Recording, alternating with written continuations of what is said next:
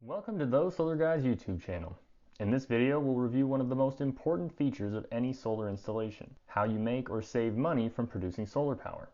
This is primarily the result of the net metering program available to you from your utility company. In this video, you will learn what net energy metering is and how it works. Many electric companies are forced to create a favorable net energy metering program by their local legislators.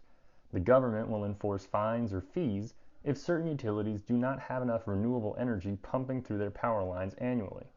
So, in order to avoid those penalties, utility companies will create favorable solar power buyback programs for their customers to take advantage of by installing solar panels on their property and producing solar energy. Since you clicked on this video, you're probably thinking, okay, but what exactly is net energy metering? Let me explain. After you go solar, your home is now both producing electricity and consuming electricity. Net energy metering is how your energy consumption is now tracked after going solar. Your home will be billed for the amount of electricity you use minus the amount of energy you produce, your net usage. Most utilities will install a brand new net energy meter on your house after your solar panels are installed and pass inspection. Having a favorable net energy metering program is essential to saving money with solar. As you probably guessed, solar energy is produced solely during the day, when the sun is out. But most people work or go to school during the day, which means most energy consumption occurs at night. Without net energy metering, most of that solar power you produce during the day could go to waste, unless you had battery storage installed as well. More on that in a minute. Thankfully, net metering allows your home to send excess solar power into the power lines, and your utility provider will credit your account with that power like a bank. Then at night, you can use those banked credits to offset the power you use when your home isn't producing energy. This process works day to night and onto the following day, following week, or even the next month. That means excess energy you produce in April could be saved and utilized when your AC bill shoots up in August. It's a lot like having an old school rollover minutes cell phone plan, remember? So if you produce 1,000 kilowatt hours one month but only use 600, then you can save the extra 400 kilowatt hours for a future month. It's very important to understand the details of your local net metering program. You'll often hear the phrase one-to-one net metering.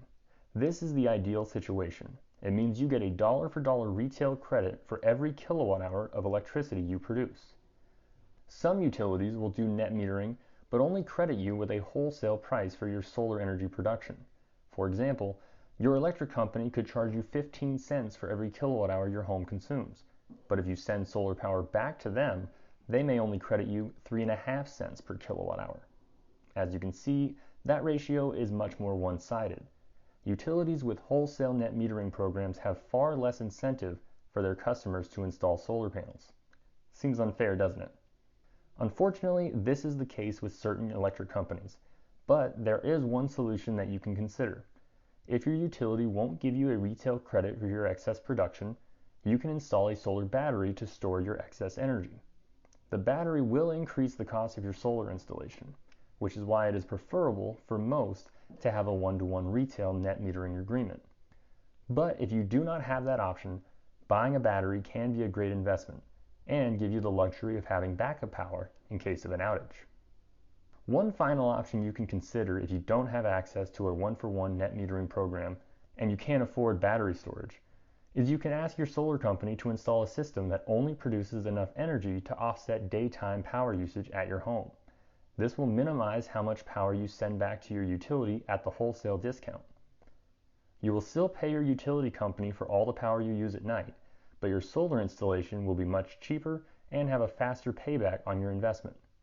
A couple tips if you go this route is to remember to run your dishwasher and laundry during the day, and run your AC in the afternoon to cool the house before you get home at night. This will utilize your solar energy before it can be sold at a discount to the electric company. If you're considering solar at your home, drop us a comment below, or check us out at thosesolarguys.com and request a quote. We'll have a solar pro consult with you about your local net metering program and whether or not solar is a good option for you.